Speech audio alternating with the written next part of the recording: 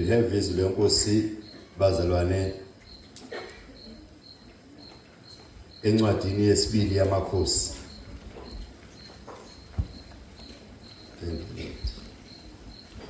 Chapter number 9.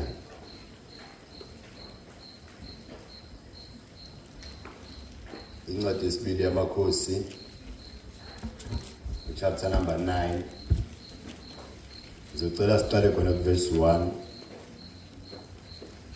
Sihambe size sifike to verse number 6.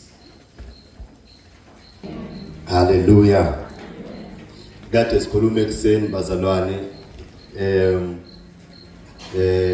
I meant to say ekseni, yeah, because we're going to say before 9, before 12. Besikhuluma ngendaba ye extension yo baba ukunaba noma ukunabisela to extend ukululeka bobaba. Amen.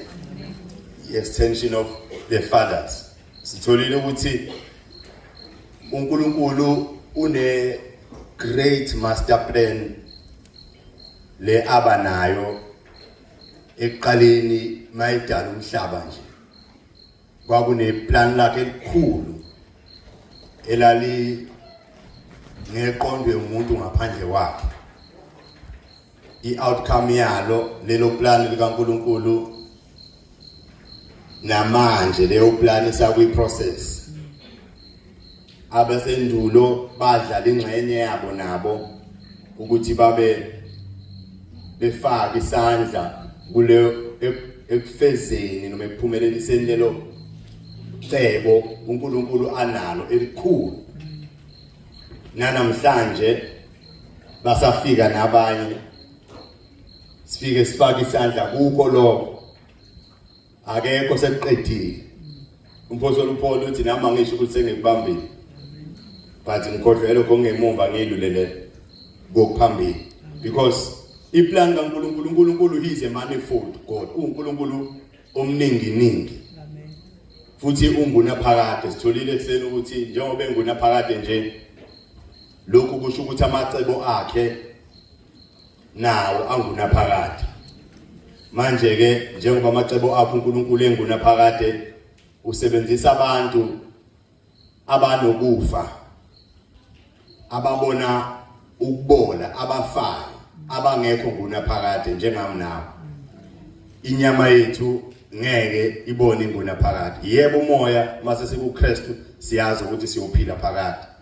Kodwa inyama yethu mawuje sengakabuyi siyazi ukuthi iyoshabalala iphela. Bese kuqhubeka lo mbono uNkulunkulu anawo ewudlulisela kwabanye ukuthi abaqhubekela kugcine khona abantu. Amen. Inhloso yakho uNkulunkulu ukuthi kungaqalwa phansi njalo. Njengoba sithe extension nje ngenza isibonelo ekseni ukuthi ma i-extension iplugiwe kwi-socket bese iyahamba iphela la. Le extension isho ukuthi kumele ifike lapha. Mayisiphele la kufanele kutholwe i-extension ezoxhuma kule bese ifikisa lo gesi la kumele ufike khona. Not ezo bypassa le ifuna ukuyitholela i-socket la izoxhuma khona, ngoba hlezi ingayitholi indawo la izoxhuma khona bese iba i-extension engenamlilo. So ukuze ibe live ibe nomlilo kumele i-connecte kule. Amen. Ingakho ke sithola ukuthi uNkulunkulu umbono uthi mayikhuluma ngokuhamba ubhale phansi ucaca ube clean ukuze ofundayo azo understand bese gijima na. Ngoba umbono ungesikhathi uyaphuthuma futhi ukuthi ufuna ufeze. Uthi ke noma ungalibaziseka lo uthi mayithari noma ungadelaya uthi kodwa it shall surely come to pass. It will never delay. So ke lo mbono njengoba ungesikhathi nje uNkulunkulu usebenza ngabantu nangezikhathi. Sibona ke kuloko esikhulume ngakho namanje kwenzeka into ethi ayifani. uElisha umprofeti kaNkuluNkulu uthuma omunye naye wamadodana akhe ukuthi ayo feza umbono wavela kuEliya ubaba kaElisha. Lithi iBhayibheli uma ngabe uAhab ona phambi kaNkuluNkulu, uNkulunkulu wamkhondema yena nomndeni wakhe wonke. Amen. uNkulunkulu ngenxa ukuthi bamprovoke wabajaja ngokuthi athi bazofa nokufa. iBhayibheli lithi ke akekho wayenesibindi ngaleso sikhathi kubaprofeti sokukhuluma against uAhab nesenza isenza. uNkulunkulu wavusa uEliya. uEliya lithi iBhayibheli waqhamuka ehlathini efaka ingubo enoboya ebopha ibhande eqolo, ikhehla nje kudala, wafika wamemezela isiqalekiso phezu kukaIsrael owahola uAhab. Bacabanga ukuthi uyadlala, ngempela kwaphela iminyaka ewu3 imvula yangana. Waze wavela futhi yena emveni kweminyaka ewu3 nohalf wathi isizona imvula kubiza abantu sentabeni kucaca ukuthi ubani uNkulunkulu phakathi kukaBhali omkhonzayo uAhab noNkulunkulu ophilayo. iBhayibheli lithi baya entabeni nabaprofeti bakho uAhab. Wafika entabeni kwacaca ukuthi uNkulunkulu lo oshiwo uEliya uyena onamandla kunala uBhali okhonzwa uAhab noJezebel umkakhe kanye nabantu abanayo. Lithi iBhayibheli ke abantu babanquma amakhanda laba abaprofeti bakaBhali. So lithi iBhayibheli ke ulo uAhab uma ngabe uNkulunkulu emjaja kunqunywa abaprofeti bakhe amakhanda befa, uJezebel umkakhe wakhuluma khona lapho mayezwa kuthiwa sekunqunywe amakhanda abaprofeti bakhe. Wathi uma uEliya ikhanda lakhe lizoba kuyena kusasa, uNkulunkulu bami nami benqumela ikhanda ongcono ngife. Lamazwi eza Eliya eqeda accomplish ingxenye yalokho uNkulunkulu abemthuma ukuthi azokwenza. Eqeda ukuba nevictory, eqeda ukunquma abantu abawu450 amakhanda bafa, obekuyintando kaNkulunkulu ukuthi akwenze. Eqeda nje ukwenza isitha sabememeza, because the devil ukufuna la ubuyiphiki yakho la sengathi khona nawe uyayibona into ekhonzayo manje ukuthi yenza njani. La sengathi khona uNkulunkulu usumuzwa kangcono ngokwela kuqala. Lithi iBhayibheli uDavid esethi amaFilisti eze ukuthi usegcotshiwe akhuphuka ukumfuna khona lapha akona khona, because isitha isikhathi esiningi umukade ufuna uNkulunkulu la ngathi uyamthola khona esigabeni esithile. Ama-challenges alapho kuba ama-challenges ongathi uthi masha akazi abakhona before. Kanti akazi abekhona kuwena because uyafika kuleyo ndawo. Kodwa abake baba kuleyo ndawo bayawazi ukuthi izinto zakhona-ke lapho uma kwadlula lapho futhi kungcono ngaphesheya. Lithi iBhayibheli uAhab uma ngabe uJezebel ememeza kanje, uEliya wabaleka walala ngaphansi kwesihlahla. Lithi iBhayibheli wafika ingelosi yathi vuka udle Eliya ngokuhambo lakho liselutho. Wavuka wadla waphuza, waphinde walala, yaphinde yabuya ingelosi.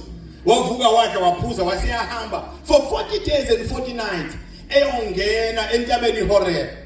Now intaba iHoreb intaba ebiyaziwa ngokuthi intaba kaNkulunkulu. Yila uNkulunkulu ehlala khona, abantu abafuna uNkulunkulu babehamba bethatha ipilgrimage beye eHoreb ukuyofuna uNkulunkulu. Kwamenzeki ukuthi ufike lapha ubuyele emuva ungaxhumananga ungalizwanga iphimbo likaNkulunkulu. uEliya uthema ngabe esatshiswa uJezebel wabalekela kuNkulunkulu eHoreb. Akangabalekele kwezinye indawo kodwa wagijimela la azikhona ukuthi uNkulunkulu utholakala khona. mayifika lithi iBhayibheli wangena kumgede owawusehorebe wahlala phansi izwi lafika kuye ufunanga Eliya wathi ngiyashisekela nokushisekela ukubona uJehova uNkulunkulu sebawodi that is uNkulunkulu wempi wathi ngoba sengisele ngedwa abantu badilizile ama-altar akho Nkosi wathi abantu babulela abaprofethi bakho babanquma amakhanda sekusele mina ngedwa nami bafuna ukunquma ikhanda okungcono vele ungithathe wathi uNkulunkulu phumuze la ngaphandle nawe uNkulunkulu uyadlula lithi iBhayibheli waphuma uElijah wama emlonyeni womgede wenkabi iHorebe wabheka lithi iBhayibheli kwadlula number 1 umoya omkhulu waphakaza intaba wahlakaza amadwala phambi kwabo kwasho ukuthi uEliya uyamazi uNkulunkulu akezwa ngenzwa bethi ngoNkulunkulu because ayikho into bazalwane kulesi sikhathi esiphila kuso njengamanje ikakhulukazi isikhathi se-AI la khona yonke into ikwazi uku-artificializwa kwenziwe sengazi ukuthi inkinga sinjalo kubiza ukuthi wazi uNkulunkulu wazi nemlingo ngoba ithona imlingo ukhona kodwa nokusebenza kwamandla kaNkulunkulu mawungakwa ingakukhole ayala wathi hlolana umoya wama wabuka uElijah umoya waphakaza intaba uEliya wabuka wathi akekho uNkulunkulu la waphinde wabuka ngelithi iBhayibheli waphinde kwaze khona i-earthquake ukuzamazama komhlaba okukhulu kwanyakaza yonke wami uEliya walalela wabothi akekho ukunyakaza nje ungena uNkulunkulu waphinde kwaba khona umlilo oqothulayo washisa izihlahla waqothula impande kwabheka phezulu yonke into wabuka uEliya walalela wathi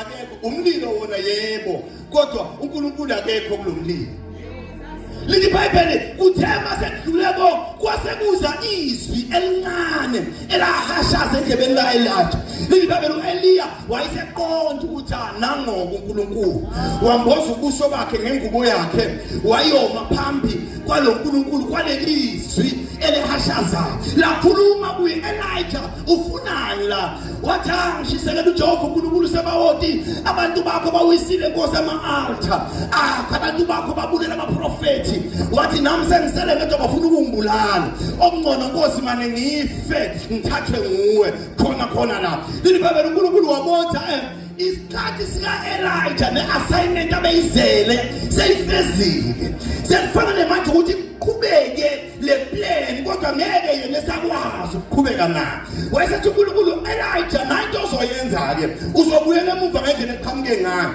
uzokwenza izinto ezintathu number 1 uzogcoba umuntu ogama lakhe kuthi uHazayeli umenze abe yinkosi yaseSiriya number 2 uzogcoba umuntu ogama lakhe linguJehu indodana kaJehoshaphat umenze yena abe yinkosi kwa-Israyeli number 3 ugcobe esikhundleni sakho uElisha indodana kaNimshi yona iyoba umprofeti esikhundleni sakho lithi iBhayibheli uElijah ngenxa yefiya ayisenayo umuntu wokuqala aqonda kuye kwaba wokugcina wayibaliwe kwilist waqonda kuElisha okuyena ozothatha isikhundla sakhe wafike kuyena wathi Elisha wamthithela ngengubo le kade ekhuluma ngayo ngoNkulunkulu imboza ubuso bakhe ngesikhathi uNkulunkulu ekhuluma noEliya uNkulunkulu Eliya emboza ubuso ngengubo yakhe uEliya akakwazanga ukubona inkazimulo kaNkulunkulu ubuso nobuso kodwa inkazimulo kaNkulunkulu yaphumela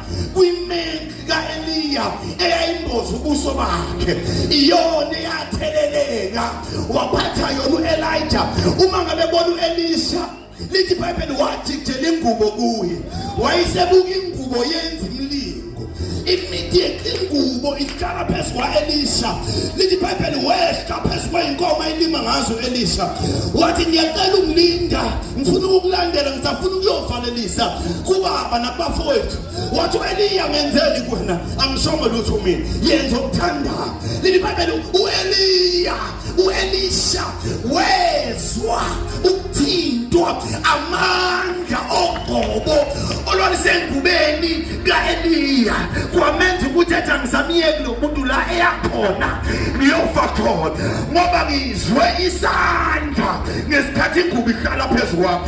Make wezwa isandla esinamandla phezu kwakho awuphindi ukhohlwe leyo experience. Ungayikhohlwa zonke izinto, ungabakhohlwa bonke abantu, kodwa make bewahlala isandla sikaNkulunkulu phezu kwakho.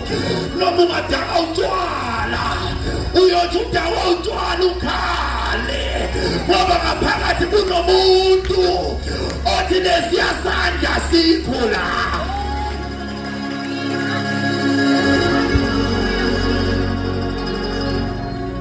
Le menhle wathi wabulala inkomo libhebhelo wayelima ngeenkomo eziwu12 wayebulala zonke esemthana. Amajoka lawa wayelima ngawo waphula aba yinkuni wabasa wabiza umphakathi wathi angizodliwa ngiyahamba ngiyishiya lento. Bamangala abantu ukuthi kwenze njani uEliya wathi ngilandela uEliya. Leli Bhayibheli bahamba bobabili balandelana uEliya noElisha. Leli Bhayibheli uEliya kwasho ukuthi inhloso yakhe sefuna ukuhamba. Kuna i-assignment ayingaphela kunabantu abawu2 akufanele bagode. uElisha wathi Eliya uEliya wathi Elisha uNkulunkulu usangithuma ukuthi ngihambe ngisuke la eGilgali ngeBhetheli sala la ngiyabuya. Kwasho ukuthi uElisha uyizwile into ihlala kuyena. Wathi kuphila kaJehova nokuphila komphefumulo wakho umuntu kaNkulunkulu ngeke ngikushiye. La uyakhona nami ngiyakhona. La othi uyakhona mawuthi uNkulunkulu uthume lapho nami lapho ngiyakhona. Yini emenza abe convicted kangaka uElisha? Hayi ukuthi uEliya kukhona amagama awakhuluma kuye, kodwa into eyahlala kuyena wezwa ukuthi kukhona amandla engakaze ngwezwe empilweni yami ahlale kimi nesikhathi lo muntu ejikithela ingubo yakhe phezulu kwami. Mabe fike eBhetheli lithi iBhayibheli amadodana abaprofeti ayekhona athi Elisha uyazi ukuthi uNkulunkulu uzomthatha namhlanje baba wakho Eliya njengoba uhamba naye. Wathi uElisha ngiyazi thulana. Walandela uEliya. uEliya waphinda wathi hayi Elisha sala la uNkulunkulu usangithuma ukuthi ngihambe ngiye eJeriko ngiyabuya. Wathi kuphila Jehova nokuphila kwakho amadoda nempela awamlahli uyise esakhona awamlahli ahamba na noma ngathi sala kodwa awasali ngoba ayakwazi akufunayo. Wathi kuphila Jehova nokuphila kwakho ngeke ngikuyeke bahamba. Libhayibheli mabefika eBhetheli mabefika eJeriko amadoda nabaprofeti amkhweba uElisha. Elisha uyazi ukuthi baba wakho uyahamba namhlanje uNkulunkulu uzomthatha. Wathi ngiyazi thulana. Waphinda uEliya wathi Elisha ngiyabuya uNkulunkulu usathi angihambe ngiye eJeriko ngiyabuya. Wathi hayi phila Jehova nokuphila kwakho angeke ngikushiye. Ukuphokophelela ukubeka ipatience yilento eshaya isizukulwane sethu namhlanje. Yilento eshaya abantu abaningi besikhathi samanje abakwazi ukubekezela. They can't abakwazi ukuba patient. Uthi abhala uMarko 37:7 wait patiently for God. Lindela uJehova ngesineke patiently. Abantu bakhande can't wait for uNkulunkulu. Mangenzi manje ukhona uplan B.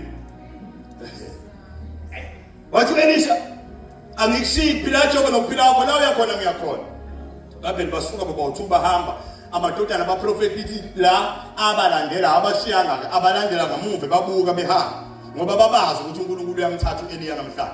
Bafika eJordani livalile. Leli Bhayibheli uEliya wakhumula ingubo yakhe leya ngubo leya washaya ngawo amanzi. Akangakhuluma lutho. Wayiphosonga nje washaya amanzi ahlukana phakathi. Bawela bobabili. Leli Bhayibheli bahamba bobabili sebengaphesheya kweJordani. Wayesethi uEliya Elisha cela noma yini ofuna ukwenzela yona manje. Wathi lo hey manje ngiyacela mina ngcono ngicele ugqobo lwakho liphinda kabili kini. Wathi ngcono nifuna ukuthi lamandla engwezwe kule ngubo athi ×2. Libhayibheli wathi uEliya ngicela into enzima ndoda. Kodwa mawubekezele kwaze ekugcineni wangibona ngihamba uzoyithola leyo. Libhayibheli bahamba bobabili. Mabesahamba kwaqhamuka inqola ivele ezulwini yomlilo nehashi nomgibeli wakhe wafika wabahlukanisa bobabili ngoba babehlangi babebambene uElisha engafuni ukuthi ahlukane noElisha libabe inqola yabahlukanisa phakathi yathatha uEliya yakhuphuka naye wasala uElisha wayibuka inqola ihamba yawusithela wakhala wathi baba inqola zika-Israyeli namagibeli bazo ngamahashazo lilibabeni ingubo leyo eyayikade iEliya yehla yawela phansi uElisha lithi izwi lenkosi ngaso leso sikhathi wadabula yakhe ingubo lokho ukuthi uElisha wadabula ingubo yakhe kwakusho ukuthi kuphele khona lapho ngoElisha akasophindi uElisha lo obaziwa afane sengomuntu uElisha lo ozovuka la manje ngoba le obe uyena uyidabulile ingubo wayilahla phansi wayeseshona phansi walanda ingubo kaEliya mayivuka naleyo ngubo kaEliya wayesengomunye umuntu washintsha nababemazi bamangala babembona ebuya lilibhayibheli wabuyela ngendlela aqhamuke ngayo esehamba yedwa walifica iJordani eselivalile again lilibhayibheli waphumula leyo ngubo wathi uNkulunkulu kaEliya washaya ingubo washaya amanzi ahlukana amadodana abaprofeti ayembuka endaleni bathi ha umoya kaEliya wehlele phezu kaElisha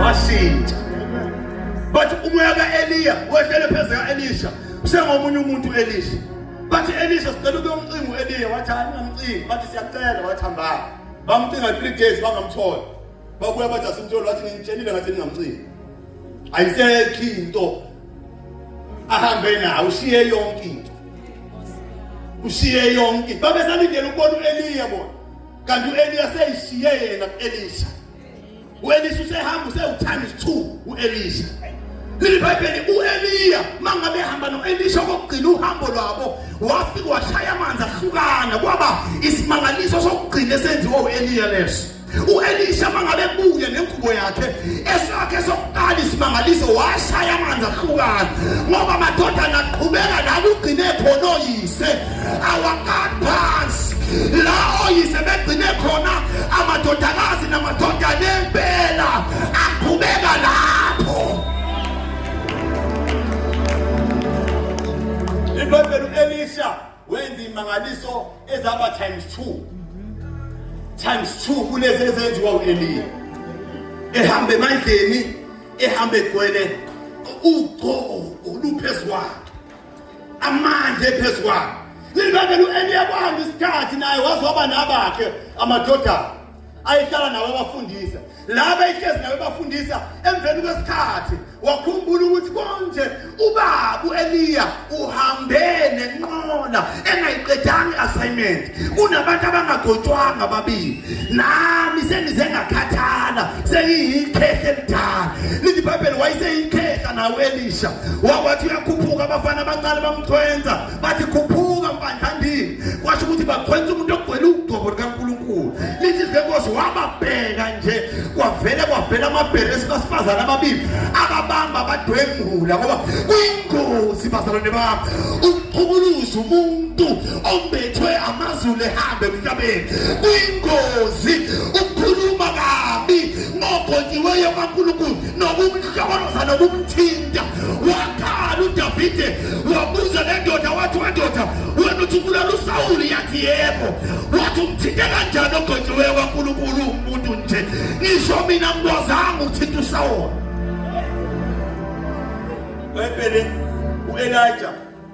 uElisha naye sehlezi phansi kodwa manje ekhona wabiza umunye amadodana wathi woza mfana weza umfana wathi yebo baba wadalela thatha nanka amafutha engizokunikeza wona uzosuka la ugijime uye eRamoth Gilead mawufika khona uyofica abantu behlezi phansi labo bantu bazobe bengokapteni bempi yakaIsrael wena uzofika umemeze uJehu ozalwa indodana oyindodana kaJehoshafati umtshela umyalezo wakhe mabe uJehu lowo umthatha umfana ngaphakathi endlini uthela amafutha phezulu kwakhe bese uyamtshela ukuthi uNkulunkulu umgcobile ukuthi abe inkosi phezulu kwesizwe sakwaIsrael leli iBhayibheli lendoda ngampela ayikhandanga awa yanikezwa uyisu Elisha amafutha wathi nathatha nawo umfumo amafutha wawathatha kuye wayesethi get ready zilungiselele ukuthi uyahamba manje uyokwenza umsebenzi uyoqedela into iassignment eyaqala ukhokho noma umkhulu wakho Eliya uyoqedela manje wena esizukulwaneni sakho wayesethi hamba ke uye khona kaRamon Gilead lithi umfana wathatha umfumo amafutha wagijima ebheke Ramon Gilead mangabe fike Ramon Gilead liBhayibheli wafika behlezi induna zempi zihlezi phansi nempi hlezi ithe wathalala wafika wathi nomyalezo nawe nduna liBhayibheli wakhuluma nje edlangalaleni uJehu kwasho ukuthi ngaphakathi kuye amazi noma wayithandaza yini ukuthi kukhona ilanga engilindile kodwa yena uJehu lo okuziwe kuyena uyena wavele wabuza kuqala wathi ukhuluma nobani phakathi kwethu wathi ngikhuluma nawe nduna nginomyalezo wakho uyabona mhlathe lapha nje nginomyalezo wakho nginomyalezo nawe ngikhuluma nawe nduna angikhulumi nomakhelwane wakho angikhulumi nalo ohleze eduze nawe angikhulumi nomngane wakho ngikhuluma nawe I have a message for you commander lo myalezo make wawamukela kuyobe kuphelele ngoba lo myalezo uvunywa ngokuthi wamukele indlela yokwamukela ukukholwa umyalezo wethu uyabuza uIsaya wasedulo uthi ubani owakholwa umyalezo wethu athi ingalo kaNkulunkulu iyabuleleke kubani na ngoba lo okholwa inomyalezo ingalo kaNkulunkulu ihlala phezu kwakhe nginomyalezo nawe nduna ngikhuluma nawe commander this is your message le message izokwenza ukuthi konke kusebenzelane kube ngobuhle empilweni yakho le message izophula amajoka onke sitha ababimpilo yakho nginomyalezo nawe ngikhuluma nawe nduna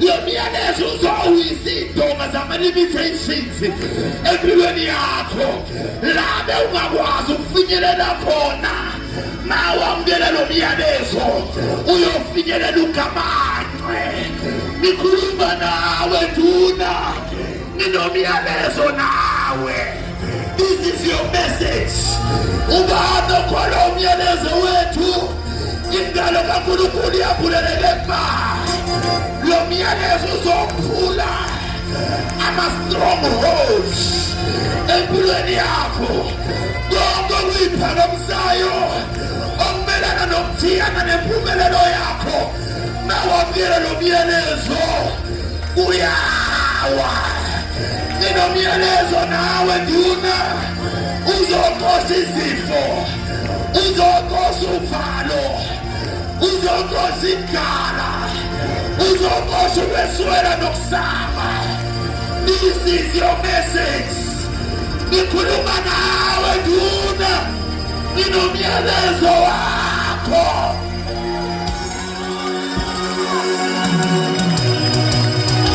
lo myalezo ulethi ithembelisha lo myalezo ulethi isibindi make wezwa ngawo ungena emathanjeni uyemalungeni omzimba uthi namathamba zagogana qaqeke neyimasela nemsipho eshobeni iluleke ngoba lo myalezo uphethe ukuphila nginomyalezo nawe nduna lo myalezo uzokwenza uphumelele ube nenhlanhla endleleni yakho uzolenza igama lakho libe likhulu I have a message for you commander lo myalezo uzomnikeza ulwazi nokuhlakana okungafani kwabantu lo myalezo uzokwenza uhluma amaphiko amasha njengeyinkosi undiza uphekela ngena ungakhathali uhamba ungaphela amandla ungidinga ungakhathali unyethele phezu kwenyoka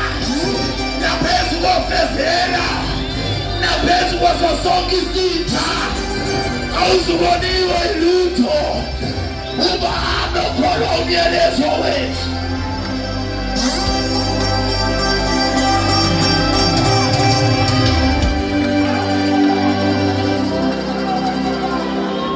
Ubani ukhona umyalezo wethu ebusuku.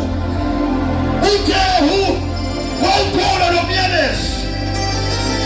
Wathi umfana Jehu asingene ngaphakathi.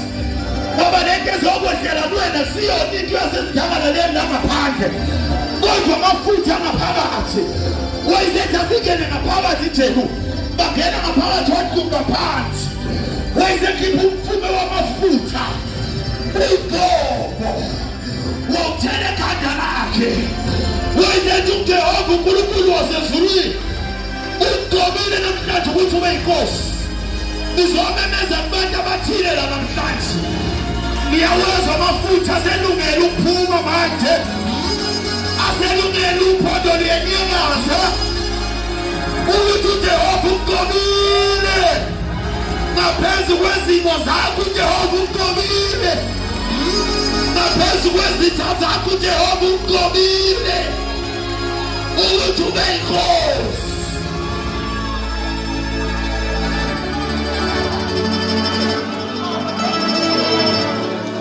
Ubani okholo umyalezo ubani wakholo baba badinga ukuthi kufezeke lelo phupho. Badinga ukuthi labo bantu bawugijima nabo kumele begijime kukhona amafutha ehlele phezu kwabo. Abakwazi ukugijima amafutha engehlela phezu kwekhanda lawo. Yawezwa namhlanje ngiyaluza ugobo kaNkulunkulu kwemanzi ukuthi selukhona ukwehlela phezu kwabathile. I feel in charge kaNkulunkulu njengoba ngimlanje ngiyezwa uhlephana emzimbeni ngiyayisenza ipresence yakhe. I feel ukuthi ipresence yakhe amafutha akule ndawo. Ugobo oluphula amathola. Ugobo olufotayo. Ugobo oluheleka amakepukephu kwaDwangasibi.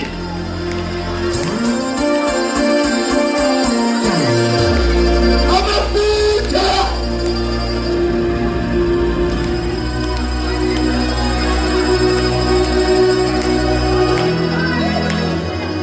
unoJehu namhlanje. UnoJehu namhlanje.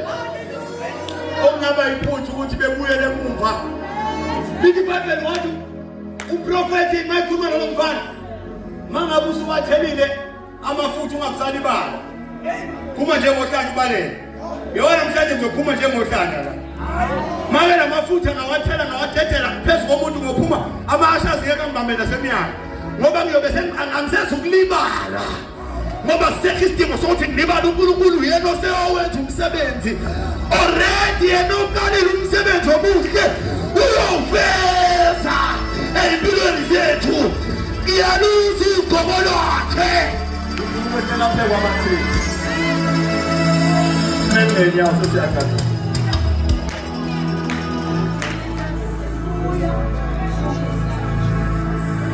Leso sipho siyatholwa okwethembi gama lakhe. Ubani okhona umyalezo wethu? Ubani okhona umyalezo? Who has believed in our reports? Who has believed in our message? KunoJehu namhlanje la okungafanele bekuyele emuva namhlanje bengawutholanga amafutha. Woza uguqe phansi Jehu umthandaze la. Wathi mayikhuluma nalo mfana ekhuluma noJehu wathi asingene ngaphakathi. Sesingena ngaphakathi ke manje come. Wena odingayo ukuthi lawo mafutha ehlele phezu kwempilo yakho woza ngaphambili ngithandaze nawe egameni likaJesu. Ufike ume la uphakamise izandla zakho. Leso sipho siyatholwa